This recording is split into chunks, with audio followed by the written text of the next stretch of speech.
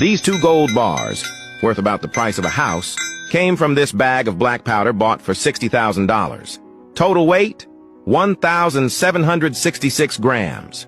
Gold purity, around 32%. But how much real gold can we actually get? Let's find out. First, everything goes into a beaker. Then we slowly add aqua regia, a mix of nitric and hydrochloric acid. The solid starts dissolving, leaving behind a cloudy yellow solution. Next, we filter out the waste and test the residue with a spectrometer. No gold left in there. Now comes the fun part, reducing the gold. We add the reagent, and the reaction goes wild.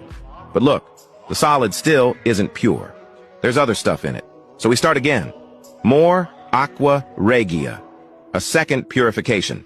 This time, the impurities are gone, and the solution turns that perfect golden color.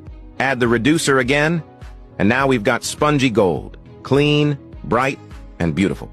Next step, melting and shaping. We heat the powder in a crucible, let it cool down, and test the final purity. 24 carats. Perfect. On the scale, 520 grams.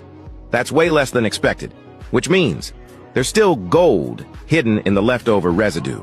We repeat the process.